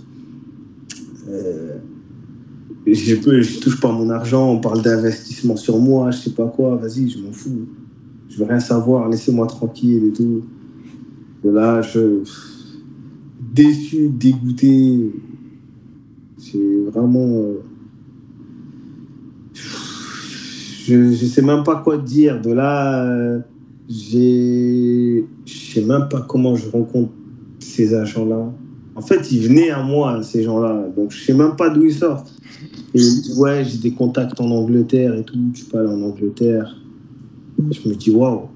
Là, on commence à parler français. Là. On parle de bons trucs, tu vois. C'est pas des HR là, on parle de professionnels. Là, oui, je veux bien y aller, tu vois. Il me parle de faire des entraînements dans plusieurs clubs, tu vois. Donc, je me rappelle plus. Je sais que je vais sur Manchester, je m'entraîne avec un ou deux clubs pro, mais tu sais, des D5, des trucs comme ça, mais c'est pro, tu vois. De là, je rencontre un pote à moi. Lui, il jouait à, je sais plus si c'est Wrexham ou je sais plus, un truc comme ça. De là, je m'entraîne avec son équipe pour garder la forme en attendant. Et là, l'agent, il me dit, ouais, t'as un essai à Tranmere Rovers. Et je dis, ah ouais, à Liverpool et tout. Je prends le train, je vais jusqu'à Liverpool, je prends un hôtel. Je vais à l'entraînement, j'arrive à l'entraînement, média à l'entraînement et tout. Première fois, je me dis, ah ouais, là, c'est plus le même monde et tout. Les entraînements à l'anglaise, putain, moi qui parlais des Allemands, c'est pas pareil du tout.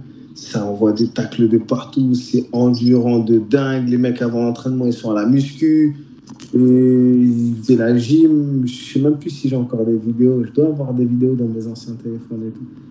Le stade, il était incroyable de Tranmere Rovers. Le camp d'entraînement, il était bien. Franchement, j'avais un petit truc. Je me disais, waouh, là, c'est pas n'importe quoi. Et du coup, ça se passe bien. On fait un match, je fais un très bon match et tout. Je suis content. En fait, le coach avait demandé à l'agent anglais, je veux un joueur qui va vite et qui est percutant sur le côté. Et c'était mon profil. Donc, du coup, c'est passé comme dans du beurre, tu vois. Super bien, l'essai se passe bien. Le coach, il me dit, well done et tout. Il n'y a pas de problème, je vais parler avec l'agent et tout ça. Ça y est, l'agent, il m'appelle. Je sais pas ce que tu as fait, mais tu as géré et tout. Super et tout. Ils ont match ce week-end, va à l'hôtel. Après le match, t'inquiète pas, on fait les documents, tout, tu signes. Tout. Je rentre à l'hôtel, bain, je me mets dans le bain, j'appelle ma famille. C'est fait, je vais signer demain. Là ils vont jouer demain. Après, quand ils rentrent du match, je signe avec le Tranmere Rovers et tout, bête de club, j'ai kiffé et tout ça. C'est dur, mais j'ai kiffé, tu vois, bonne expérience. En plus, c'est bien, ça paye par semaine et tout. Genre, c'est le délire. Et de là, ils jouent, ils perdent. Le coach, il se fait virer. Moi, je suis à l'hôtel, j'attends. On m'avait dit le matin, je signe. Je suis encore à l'hôtel, personne ne m'appelle. 13h, 14, 15, 16. Je dis, oh, il se passe quoi? J'appelle l'agent, je dis, oh, je suis à l'hôtel, moi. Pourquoi à l'hôtel? Je suis là, j'attends, je fais rien. Qu'est-ce qui se passe? Ouais, le coach, il vient de se faire virer parce qu'ils ont perdu. Je dis, c'est pas possible. Je dis, ouais, bah, vas-y, c'est pas grave. Viens, on signe les documents. Il me dit, non, mais là, on peut pas signer parce qu'il faut attendre lundi, voir c'est comment le nouveau coach, il arrive. Il ramène un attaquant, même poste que moi. Et il dit, lui, je le connais pas. Je l'ai jamais vu jouer. Et en plus, il ramène un mec qui a joué contre Tranmere Rovers, qui avait marqué contre Tranmere Rovers, et il arrive avec le coach. Et tu sais, quand les coachs ils signent dans un club, ils ont des exigences. Ils ont leur staff, des fois ils ont... Bon, moi je viens, mais je vais me laisser ramener tel joueur. Il avait ses têtes, quoi. Voilà. Moi, qui n'avais jamais joué en Angleterre, bah, il dit je le connais pas. Par contre, moi, mon joueur, il a joué contre vous, il a marqué contre vous. Vous voyez que bah, lui, je veux le ramener, il est prêt à me suivre. On fait comment? Bah, le club, ils ont suivi le coach, tu vois. Du coup, là, de là, je suis dépité. Je suis dépité. Et je suis abattu, en fait. Vraiment, je suis abattu parce que je rappelle ma famille en pleurs. Ouais, ça se fait pas, le coach, il vient d'arriver, il dit, il me connaît pas, il veut même pas me connaître. Et encore, donne-moi ma chance à un entraînement ou quoi. Je devais signer, tout s'est bien passé. Pourquoi tu... Non, il veut rien savoir. Et de là, déçu. Un autre agent qui m'appelle. Ouais, j'ai vu que t'es en Angleterre et tout, que t'es à train de mer et tout. Apparemment, ça s'est bien passé. Parce que ça parlait déjà, en fait. Et je dis, ouais, je lui explique et tout. Il me dit, bon, ben moi, j'ai un ami à moi, il est à Wolverhampton. Tu dors chez lui. Et au moins, déjà, tu restes pas comme ça, parce que là, j'étais à l'hôtel, j'étais pas chez moi, galère après. Il me dit, on trouve une solution. Je vais jusqu'à là-bas, il me récupère à la gare, il me ramène chez lui et tout. Il y avait un studio, du coup, il dormait sur son lit. Moi, je dormais au sol, à même le sol, tu sais, sur un genre de truc, à même le sol. Et de là, ben, descente aux enfers pour moi. Je me dis, ouais, tu passes de devoir signer pro, à te retrouver à dormir là, au sol, Sur un tapis de sol. un tapis, sur un truc à côté, un matelas, mais tu sais, à même le sol, tu sais. Il fait froid en plus en Angleterre. Dégoûté. Vraiment, à ce moment-là, je rentre en France quelques temps après parce que l'agent il me prend un billet pour rentrer en France. Et là, je dis, vas-y, moi, ça commence à me saouler. Il me dit, non, t'inquiète pas, je vais te présenter une agence, tu vas signer avec eux, je sais même plus c'est quoi le nom. Les bureaux sont à Paris, donc je vais sur Paris même. Il me dit, ouais, t'inquiète pas, je bosse avec les femmes, j'ai des joueuses en D1, j'ai des joueurs. C'était une agence correcte, tu vois. Je dis, ok, pourquoi pas, je signe avec eux, contrat de 2 ans. Il me dit, on va te trouver quelque chose, t'inquiète pas, t'es un bon joueur et tout. Je dis, ok. Moi, je veux pas du blabla parce que, vas-y, là, en ce moment, c'est compliqué et mentalement, ça devient dur. Il me dit, ok, quelques jours, il passe et tout. L'agent, les 2 agents, du coup, il m'appelle, il me dit, ouais, on t'a trouvé un essai. Je dis, ah ouais, où? Il me dit, on t'a trouvé un essai au LOSC. Là, je dis, ah, putain, enfin, enfin. Et de là, il me prend, il vient me chercher en voiture, on va en voiture, je vais avec l'agent, on va on va à Lille et tout, on va au camp d'entraînement et tout. Déjà, incroyable le camp, tu rentres et tout, c'est super grand, t'as l'impression, c'est comme si tu étais au début dans une forêt, et puis t'avances, il y a plein de stades, il y a le campus et tout. De là, c'est top, tu vois, il me loge au centre, je dors là-bas, l'agent il vient, il regarde les entraînements, ça se passe super bien, j'étais avec la réserve. Ça se passe super bien, t'as le réfectoire, tu peux manger et tout. T'avais même les pros qui s'entraînaient de leur côté, la réserve de leur côté. Après, tu pouvais voir les Mavba et tous les autres qui étaient là et mangeaient au réfectoire et tout. Parce qu'il y avait encore une bonne équipe à l'époque, hein, à Lille. Ouais, ils avaient une belle équipe. Ils avaient même un mec portugais, attends. Rony Lopez. Exactement, il était blessé, il courait. Il était blessé, je crois, il revenait. Je sais pas s'il avait fait les croisés ou une connerie comme ça. Il y a moyen, ouais. Il avait fait une blessure, il courait, lui. Il courait avec un un mec du club et tout ça. T'avais le terrain d'entraînement des pros, t'avais l'hybride où nous on était dessus. C'était, franchement, ah ouais, là-bas, c'était cool. Ah, je voulais plus partir. J'avais l'impression de revivre Monaco, en fait. Tout d'un coup. Ah ouais. Je me suis dit, ah ouais, là, c'est le même cadre que j'ai connu à Monaco, tu vois. T'étais avec des bons joueurs avec la réserve de Lille? Ouais, ils étaient très jeunes. Hein. Il y avait des 9-6, des 9-7, il y avait un 9-9. Il était super fort, lui. Il pense au Nike, tout, équipe de France. J'ai oublié son nom, mais c'était un rebeu. Très, très bon, tu vois. Il n'y avait pas Pavard à l'époque? Pavard, il venait de partir, je crois, pour l'Allemagne. Si c'est possible, ouais. Il n'avait pas été conservé. Mais l'an d'avant, il jouait à réserve, je crois. Si je dis pas n'importe quoi, il n'avait pas été conservé. par Lille et il s'est retrouvé en Allemagne cette saison. C'est possible, ouais. Exactement cette saison-là. Et du coup, ça se passe super bien. Le coach, c'était Antonetti. C'était Antonetti. Du coup, en fait, les agents, ils connaissaient Antonetti. Du coup, d'où le fait que j'ai eu le droit à avoir laissé, tu vois. Malgré qu'au club, il y en a, dans les décisionnaires, ils hésitaient, tu vois, parce que je commençais à prendre de l'âge un peu pour eux, tu vois, pour la réserve. Comme je t'ai dit, il y avait des 99, j'étais un 9-3, il y avait des 97, 99, tu vois, donc pour eux, ça commence à Ça rajoute faire de plus. l'expérience. Pour cadrer les jeunes, c'est bien. Voilà, Il y avait le capitaine, c'était un ancien, il devait être 92, 91. Il était pro, mais il jouerait jamais avec les pros. Son but, c'était d'encadrer les jeunes. Tu vois. Comme à Marseille, oui. Il avait un salaire pro, mais il sait que toute sa vie, il va être avec eux jusqu'à qu'il arrête. Tu vois. Et de là, ben, ça se passe super bien. Je fais mes jours. L'agent m'appelle, il est content. Il me dit il faut qu'on patiente. Là, tu as bien performé avec la réserve. Ils vont à Bastia. Si je ne me trompe pas, c'était à Bastia ou à Ajaccio. Mais ils vont en Corse, c'est sûr. Ils vont en Corse. Encore la Corse. Tu peux vérifier. Ils vont en Corse. Bon, après, il y a Antonetti, donc c'est bon. Ils vont en Corse. Le lundi, enfin, je crois que c'était le lundi. En gros, ils vont le week-end, ils vont jouer en Corse. Le prochain entraînement, je dois aller prouver avec les pros parce qu'il y avait cette interrogation.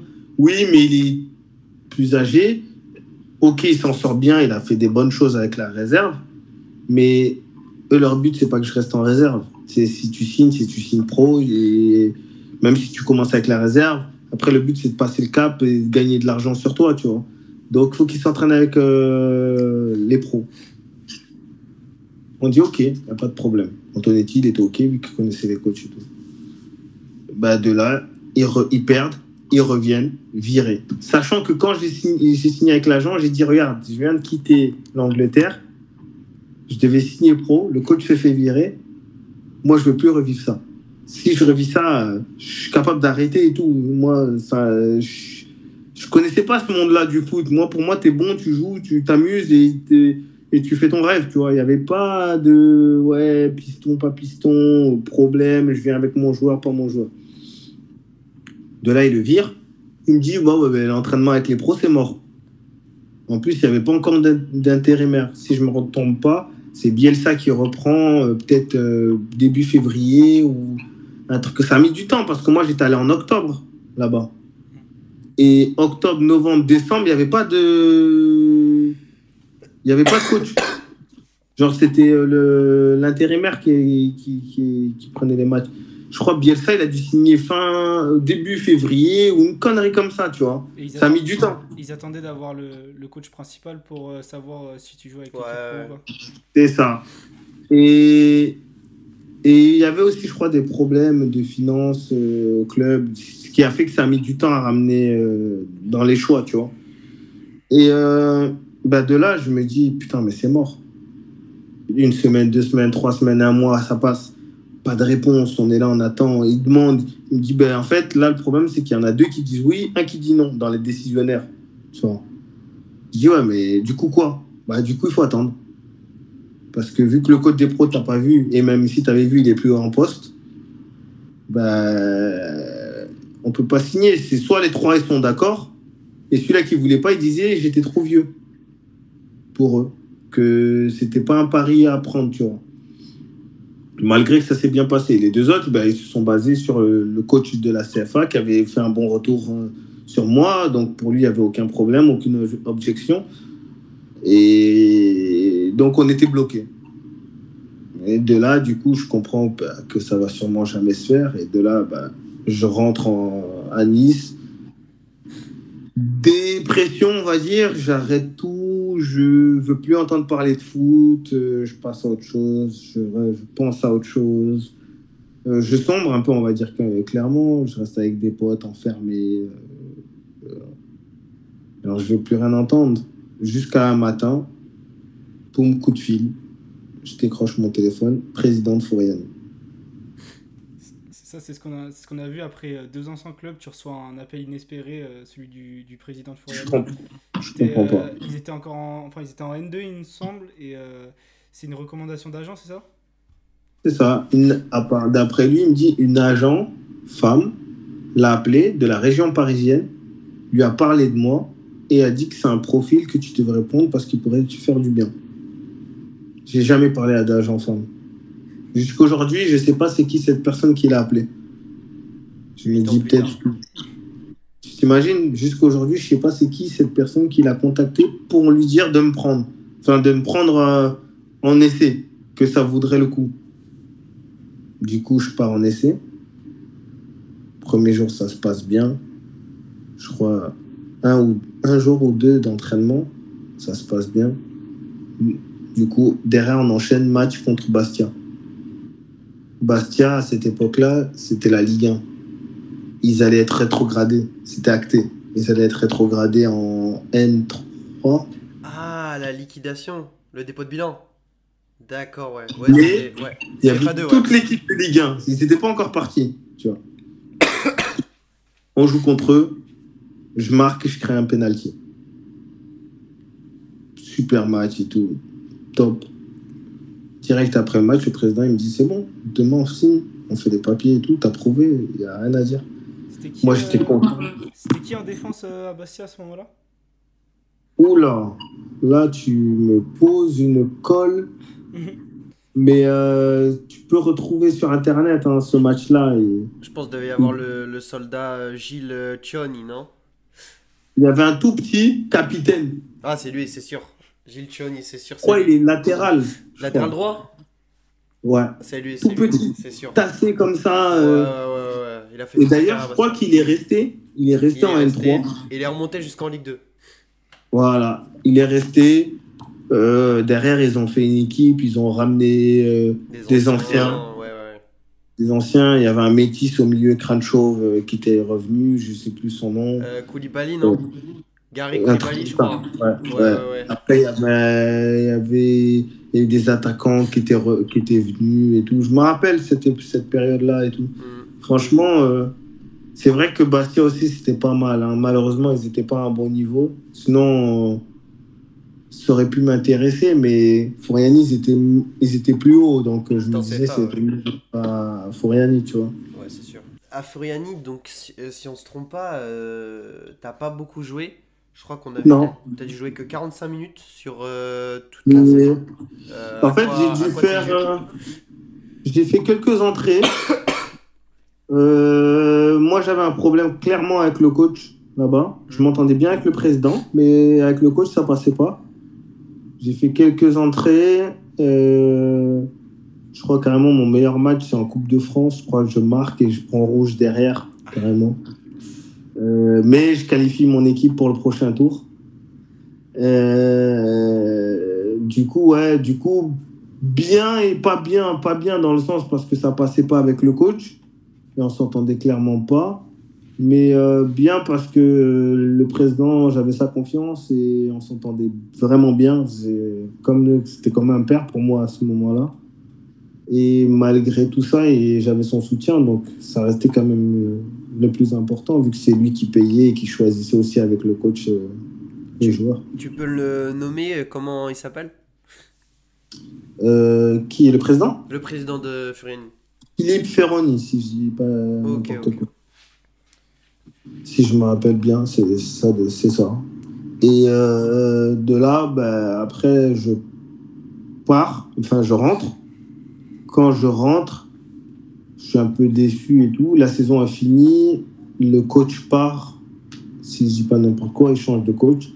Et là, le président me rappelle, viens jouer, le coach il est parti, là tu vas avoir ta chance, tu mérites, tout ce qui va avec. Et je lui dis, je sais pas, je suis en train de réfléchir parce que l'agent qui m'avait ramené à Lille vient de m'appeler, de me dire qu'ils ont repris un club en Espagne. Et qui va être coprésident du club en Espagne. Donc, tu sais, j'avais un goût amer. Genre, je kiffais la Corse, kiffais le président, mais ce que le coach me faisait vivre là-bas, le fait de ne pas me faire jouer, ou des fois tu joues des bouts de match, ça déçoit, tu vois. Malgré le fait que tu as pu prouver à un moment ou autre, et le peu de temps que j'ai pu avoir. ben, il y avait une déception de se dire, ben, en fait, on te donne même pas ta chance. C'était surtout ça, où je bloquais, tu vois. Et du coup, en Espagne, ben, je savais que j'allais jouer. Je savais que.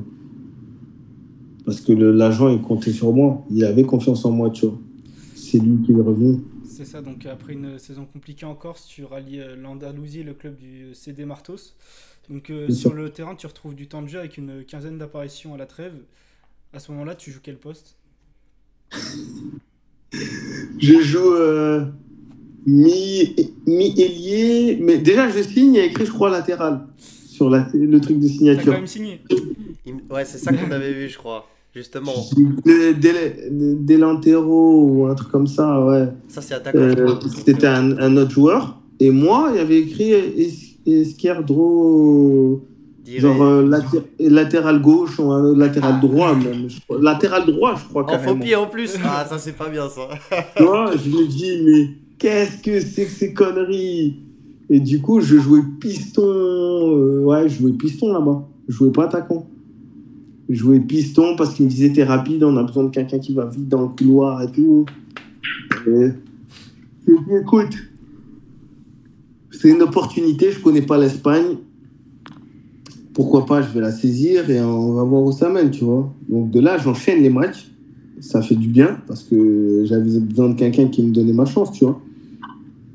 Et en plus, c'était vraiment un bon moment parce qu'en fait, je signe là-bas et on est une bande de potes, en fait. On nous loue une villa avec piscine et tout. Et chacun a sa chambre. Ah ouais. Tu vois, à chaque endroit, il y a ta chambre et tout. C'est les Marseillais avait... en Andalousie, là. Ouais, incroyable. T'avais le fils du président qui est devenu un pote à moi. T'avais des potes à moi. Ben, j'ai rencontré des joueurs là-bas.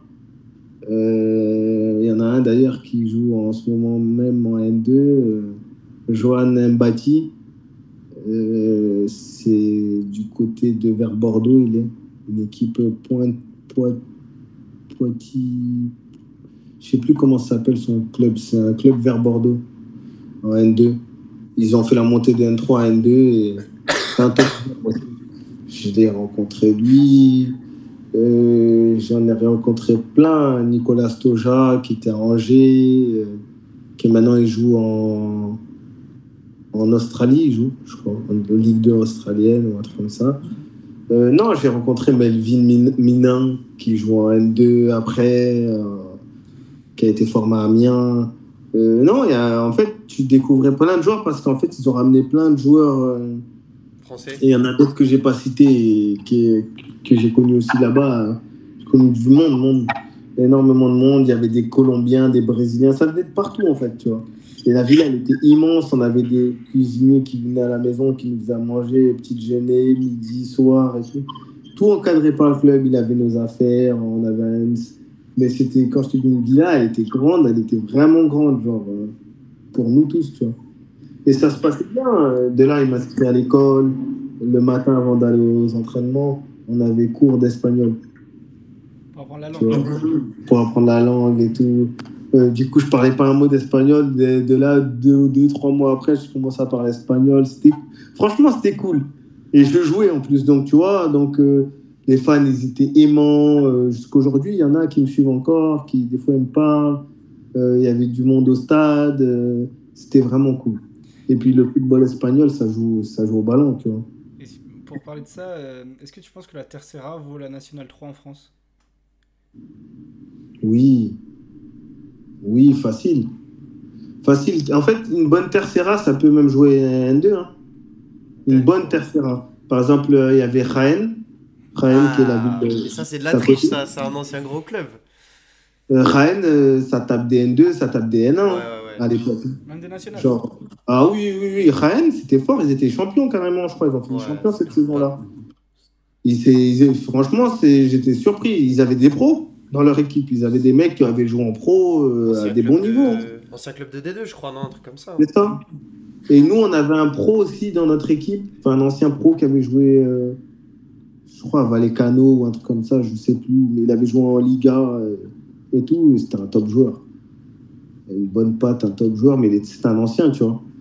Mais non, la Tercera, attention, il y a des équipes, oui, elles sont KO, mais il y a des équipes, ça tape des équipes de nationales facile, hein. Facile, ça lutte contre des. Bon, contre les Ligue 2, ils vont se faire boire, tu vois, mais des équipes de nationales, et ils jouaient Jaén, je peux te garantir qu'ils ne gagnaient pas comme ça, hein. S'ils gagnent, c'est difficilement, voire ils perdent. Faute de paiement, du coup, même si ça se passait bien, tu quittes le club à la trêve hivernale. Déjà, premièrement, comment est-ce que toi tu gères la situation que tu as déjà connue par le passé? Et dis-nous combien tu touchais par mois du coup en D5 espagnol. Souvent on a entendu dire que les salaires c'était mieux que la N3 en France. Bah, je sais que je le vis mal, déjà pour commencer le départ et tout, je le vis très mal. Parce qu'en fait, j'étais tellement bien. Je te dis, en décembre, on était torse nu en short, on était une bande de potes, on rigolait, t'étais nourri, logé, c'était compris dans ton contrat, tu vois. À cette époque-là, je ne me rappelle plus exactement combien on gagnait, mais oui, je sais qu'à ce niveau-là, tu peux bien gagner ta vie par rapport à la. Ça dépend après, comme je dis, ça dépend des clubs, ça dépend des présidents, tout est relatif. Mais par exemple, tu joues à Rennes, je pense que tu gagnes un très très bon salaire, tu vois. Tu peux peut-être, je dis n'importe quoi, parce que l'Espagne c'est un pays pauvre, mais peut-être tu peux gagner des 2-3 000, je dis n'importe quoi, tu vois. Ça dépend du joueur, tu vois. Comme tu peux gagner 300 euros. Tu vois, ça varie vraiment énormément dans cette division. Je pense que c'est un peu pareil en N3 en France, hein. En fonction du joueur et du club, des finances du club. Tu peux peut-être toucher, si c'est un club où le président il est riche et qu'il investit sur certains joueurs, peut-être il y a des joueurs peut-être qui peuvent toucher des 2000, et encore c'est rare, mais Il n'y a plus peut-être. il y a plus trop de faits dans N3, non? Euh, À part les je sais que c'est grosses autorisé, poules. maintenant après, c'est pas tout le monde qui le fait parce que c'est pas bénéf pour les clubs en soi. Ouais, c'est ça. Il devait y avoir Tu peux avoir un fait. Peut-être Cannes il y a 2 ans ou un truc comme ça, non? Oui, Cannes, ils avaient tous des fêtes. Même en N3. Bah oui, je sais que mon pote qui jouait là-bas, il avait un très bon salaire, au-delà des chiffres qu'on vient de parler. Et ils étaient en N3, mais parce qu'ils avaient un objectif de monter. Ouais, voilà. Ils l'ont bien fait d'ailleurs. Club. Donc après, oui, voilà, ça dépend les clubs, ça dépend les moyens des clubs, mais effectivement, tu as des clubs qui payent très bien et des clubs qui, un peu comme partout, on va dire clairement. Mais du coup, après 6 mois en Espagne, changement radical, tu rejoins la Lettonie et le club de Tukums, situé non loin de Riga en 2e division. Comment on passe de l'Andalousie à la Lettonie? Bon, en fait, le problème, c'est que nous, du coup, le problème avec les présidents, enfin, c'est pas nous, on n'avait pas de problème avec les présidents, parce que c'est des personnes qu'on s'entend bien, c'est eux qui nous ont ramenés là-bas en Espagne. Eux, ils s'embrouillent avec le club, apparemment, d'après le club, ce qu'à nous, ils nous ont dit, ils disent que oui, les présidents sont partis avec de l'argent, du coup, problème d'argent au club, il n'y a plus de président. Pour recouvrir les caisses, on veut vous vendre, vous les étrangers. Le problème, nous, on dit, qu'est-ce que tu racontes à ce niveau-là? Qui va nous acheter et tout? Tu racontes quoi? Vas-y, laisse-moi rentrer. Mais du coup, plus de nourriture, plus personne qui vient faire le ménage. Donc, tu passes du dream au cauchemar, tu vois. Et du coup, je quitte l'Espagne. Peut-être, c'est le président qui paye mon billet et tout. Il envoie à son fils, il nous prend nos billets. Peut-être, allez, 24, 25 janvier. Un truc comme ça. Mais le mercato est fini le 30 ou le 31, un truc comme ça. Chaud. C'est la course. Ou signé, sans contact. Enfin, pourtant, j'étais actif, hein, je jouais et tout, mais tu parles pas à des agents à ce moment-là parce que tout se passe bien et je comptais pas partir. Moi, mon but, je voulais rester toute la saison et après, on voit, tu vois. J'aimais bien les clubs comme Rennes et tout, donc il y avait des idées, tu vois. Je savais qu'ils allaient monter, ou même rester à Marteau si on descend pas ou quoi, tu vois, parce que j'étais bien en vrai. Et donc, tous les plans tombent à l'eau, je sais pas quoi faire. Et de là, il y a un agent sur Nice qui me contacte et qui me dit, bah écoute, moi je bosse dans les pays de l'Est, j'ai déjà placé des joueurs en Ukraine. Si tu veux, on peut faire quelque chose, je t'envoie en Lettonie, parce que là, dans tous les cas, je ne peux pas t'envoyer en Ukraine ou autre, parce qu'il ne reste même pas 5 jours. 5 jours. Euh, Aucun club le temps de tomber d'accord pour que tu viennes en essai, pour qu'il te voit le temps de faire Visa l'essai. et Ça, tout. Visa et tout, c'est mort. c'est mort, tu vois, il n'y a pas le temps. Il me dit, par contre, il y a la Lettonie. Je dis, vas-y. C'est quoi ça, la Lettonie? C'est où? Je lui Déjà, dis, tu sais que tu seras pas torse nu en short, déjà, pour commencer. je suis pas chaud. Quand je te dis, je suis pas chaud, je suis pas chaud. Et de là, je me dis, putain, mais tu peux pas. Enfin, tu prenais du plaisir. Tu étais en train de te lancer, là. C'était parti. Et quoi, tu vas arrêter ou tu vas faire 6 mois blancs encore? On va dire, ouais, il a encore fait une pause et tout. Non. Et je demande, c'est de quand à quand? Il me dit, c'est de. Là, tu pars en fin janvier. Février, c'est la prépa. Mars, le championnat il commence. Ah, je dis, ah, parce qu'ils n'ont pas commencé? Il me dit, non. Je dis, bon. Bon, vas-y, ça veut dire. Là, j'ai le temps de refaire une prépa et tout. Il me dit, ouais, tu refais tout avec eux et tout ça. Si ça se passe bien, tu vas, tu signes et tout. Je dis, ok. Ça finit quand? Il me dit fin novembre. Je dis, ok. Je me dis, bon, ben, je fais mon taf et l'été, je pars, tu vois. Mars, avril, mai. Allez, juin, juillet, je signe ailleurs, tu vois. Moi, je pars comme ça, tu vois. J'arrive là-bas et tout. Je croise qui? Un pote à moi qui joue à Fouriani avec moi. C'était notre prochaine question. Ouais, Terence, je crois si on se trompe pas. Terence Ouais, Moimba. ouais. Je dis, mais qu'est-ce que tu fous là? Il arrive en même temps que moi. Mais regarde le hasard. Il arrive en même temps que moi. 2 points différents. Tu savais même pas qu'il arrivait, tu l'as découvert Non. sur. Je suis à Airbnb comme ça, en attendant et tout. On me dit, ouais, il y a les 2 autres joueurs qui arrivent. Il arrive, il rentre dans la pièce. Je lui crie, mais qu'est-ce que tu fous là? Choqué. Et de là, je me dis, ça va bien se passer. Et là, de là, je me dis, C'est bon, ils ont fait l'erreur. Je connaissais pas le niveau, j'avais jamais vu, j'avais pas encore joué, mais juste le fait de le voir, j'arrive, je quitte des 28-30 degrés, j'arrive là-bas, il fait -7, ressenti -11. Je comprends pas ce qui se passe, moi, dans ma tête, c'est... 40 degrés d'écart. Je suis en dépression. La bouffe, c'est pas pareil, tout change. Et de là, ben, on commence les entraînements et tout, je me régale, je m'amuse et tout. Je vois que enfin, pour moi, c'est facile. Je dirais pas que c'est facile parce que l'étranger, c'est dur quand tu connais pas, il faut t'adapter, c'est pas facile. Mais j'étais en mode, je surfais sur une bonne saison, je venais de sortir d'Espagne, j'étais dans une bonne vibe. Donc j'étais en feu, moi, en fait.